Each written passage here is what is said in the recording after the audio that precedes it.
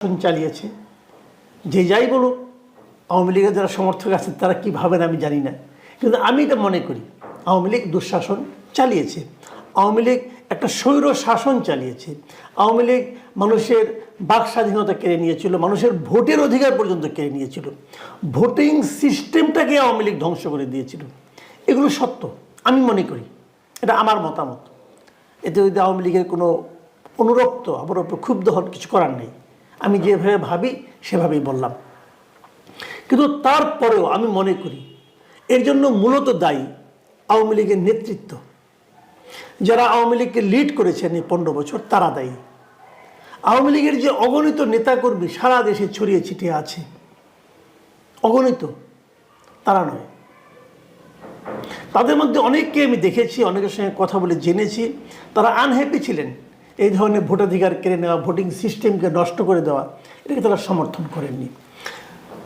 তারপরেও আমি এখানেও দেখেছি এই জিনিসটা, যে আমাদের বর্তমানে যে আন্দোলন 2024-এ যে আন্দোলন, গণ আন্দোলন, যে আন্দোলনের কারণে শেখ হাসিনা এবং তার সরকারের পতন ঘটল, সেই আন্দোলনের সঙ্গে যারা জড়িত অথবা নিজেদেরকে জড়িত বলে দাবি করেন যারা, তাদের মধ্যে একটা প্রবণতা যে আওয়ামী লীগকে নিষিদ্ধ করতে হবে, এবং তারা তড়িঘড়ি করে ছাত্রলীগকে নিষিদ্ধ করতে পেরেছেন।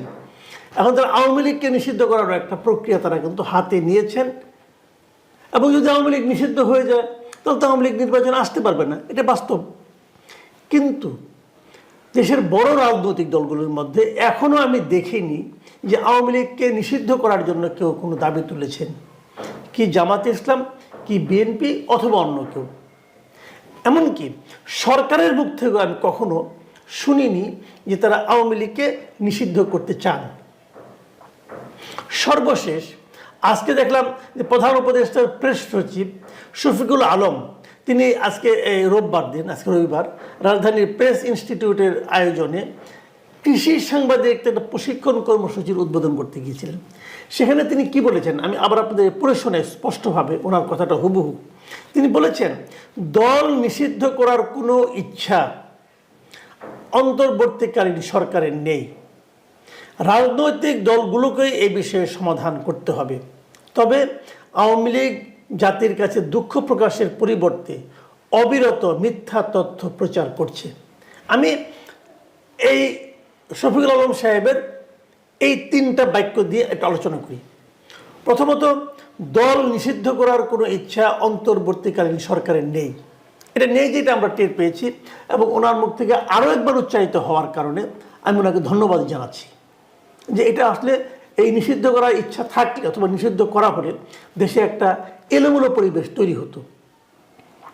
দ্বিতীয় যে কথাটা উনি বলেছেন, রাজনৈতিক দলগুলোকেই এই বিষয়ে সমাধান করতে হবে, এই জায়গাটা আমার কাছে কনফিউজিং মনে হয়েছে। আমি ঠিক বুঝতে পারিনি যে আওয়ামী লীগ নিষিদ্ধ করা হবে কি হবে না, এটা রাজনৈতিক দলগুলো কিভাবে ঠিক করবে, এটা আমার কাছে ক্লিয়ার না, একদমই ক্লিয়ার না। রাজনৈতিক দলগুলো চাইলেই কি আওয়ামী লীগকে নিষিদ্ধ করা হবে? আওয়ামী লীগ ছাড়া অন্য সব রাজনৈতিক দল যদি চায় যে আওয়ামী লীগকে নিষিদ্ধ করা হোক, তাই করতে হবে। কেন করতে হবে? সেই রাজনৈতিক দলগুলো ছাড়া তার বাইরে কি আর কেউ নাই এই দেশের নাগরিক? কাজে একটা দলকে নিষিদ্ধ করার জন্য অন্য অন্য দলগুলির সহযোগিতা সরকার কেন চাচ্ছে? সরকারকে তাদের হেল্প চাচ্ছে, যে আমার কোনো ইচ্ছা নাই, যদি তোমরা এসে হেল্প করো তাহলে আমি নিষিদ্ধ করবো।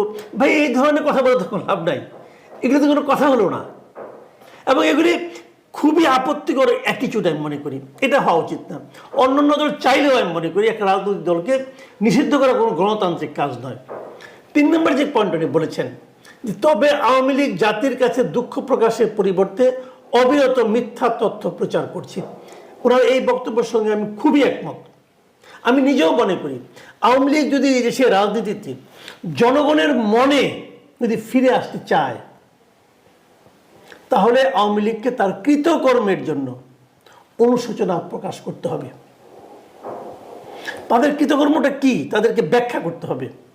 গত 15 বছর তারা যা করেছেন, বিশেষ করে শেষের 10 বছর তারা যা করেছেন, সেই কাজগুলি কি ঠিক ছিল? ঠিক না থাকলে জনগণের কাছে ওনাদের অনুশোচনা করতে হবে, ক্ষমা প্রার্থনা করতে হবে। উনি যদি ঠিক মনে করেন, তাহলে ঠিক হলে কি হয় সেটা তো 5ই আগস্টের পাওয়া গেছে। আওয়ামী লীগ যতই বলুক এটা জঙ্গিদের আন্দোলন, জঙ্গিরা করেছে, অমুক করেছে, তমুক, এটা হতে পারে না। এটা যদি আওয়ামী লীগ বলে যে এটা জঙ্গিরা আওয়ামী লীগকে পতন ঘটিয়েছে, আওয়ামী লীগ সরকারকে পতন ঘটিয়েছে, তাহলে কিন্তু আওয়ামী লীগ প্রকারান্তরে আমাদের সেনাবাহিনীকে ব্লেম করলো যে এই জঙ্গিদের আন্দোলনকে সেনাবাহিনী ঠেকাতে পারে না।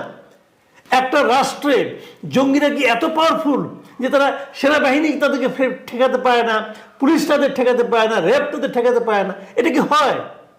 যদি আওয়ামী লীগ ওই কথা বলে তাহলে বুঝতে হবে আওয়ামী লীগ এদেশের পুলিশ বাহিনী, র্যাব এবং সেনাবাহিনীর প্রতি আওয়ামী লীগের কোনো আস্থা নাই, এবং এদের প্রত্যেককে তারা জঙ্গির সহযোগী হিসাবে আখ্যায়িত করতে চায়। কাজে আওয়ামী লীগের ওই পথে যাওয়া ঠিক হবে না।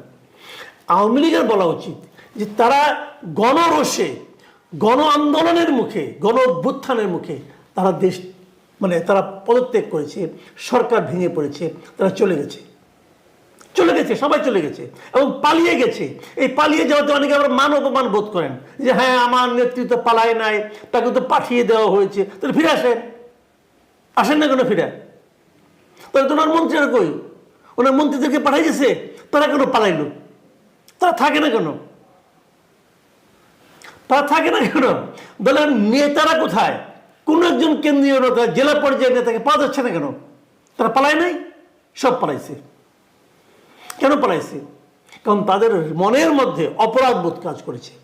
এই অপরাধ যে তারা করেছে, যতক্ষণ পর্যন্ত তারা এই অপরাধের জন্য জনগণের কাছে ক্ষমা না চাইবে, ততক্ষণ পর্যন্ত তারা জনগণের মনের মধ্যে ঢুকতে পারবে না। জনগণের সমর্থন লাভের আশা তো দূরের কথা। এটা মাথায় রেখে আওয়ামী লীগকে তার নেতৃত্ব ঠিক করতে হবে। আওয়ামী লীগ তাদের পুরনো নেতৃত্ব নিয়ে আবার ব্যাক করতে চায়।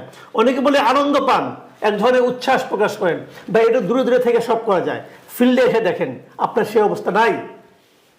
এটা হলো একটা কথা। কিন্তু আমি মূল যে কথাটা বলার জন্য এত আলোচনা করলাম, সে আলোচনাটা হলো, আমি মনে করি আগামী নির্বাচনে আওয়ামী লীগ অংশ নিতে পারবে। কারণ যদি অংশ নিতে না পারত তাহলে এই প্রধান উপদেষ্টা, প্রেস সেক্রেটারি বলতেন যে তারা আওয়ামী লীগকে নিষিদ্ধ করার প্রক্রিয়ার সঙ্গে আছেন। যদি আওয়ামী লীগকে আপনি নিষিদ্ধ না করেন তাহলে আওয়ামী লীগকে আপনি নির্বাচনে বাধা দেবেন কিভাবে? পারবেন না। তাই নির্বাচনে অংশ নেবেন।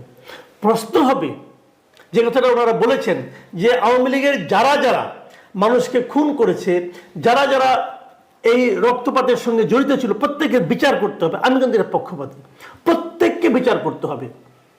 এই নৃশংস হত্যাযজ্ঞের সঙ্গে যারা যারা জড়িত ছিল, প্রত্যক্ষ অথবা পরোক্ষভাবে, সকলকে বিচারের আওতায় আনতে হবে। এবং বিচারের আওতায় আনার ফলে অনেকেই নির্বাচন করতে পারবেন না, অসুবিধা রেখে আছে। তার বাইরেও আওয়ামী লীগের লোক আছে। আমি তো মনে করি এদেশে আওয়ামী লীগের কর্মী সমর্থকের সংখ্যা 2 কোটির উপরে আছে। না হয় আপনার 10,000, 20,000, 1 লাখ, 2 লাখ লোক চলে গেল এভাবে, বাদ বাকি সবাই তো থাকবেন। তাদের মাঝখান থেকে নতুন নেতৃত্ব গড়ে উঠবে। আওয়ামী লীগকে লোক হয়তো প্রত্যাখ্যান করবে, হয়তো করবে, কারণ আওয়ামী লীগের এই শাসনের দায়ভার নতুন নেতৃত্বকেও নিতে হবে। হয়তো আওয়ামী লীগকে প্রত্যাখ্যান করবে, কিন্তু করুক, আমি সেটাও চাই। যার যা কর্ম, যার যা কৃতকর্ম, তার ফল তারা ভোগ করবে, কিন্তু আপনি নির্বাচনে আসতে দিবেন না। এই মনোভাব যারা পোষণ করেন তারা বেসিক্যালি ফ্যাসিবাদী আচরণ করেন। ওটা হবে না। এবং আমি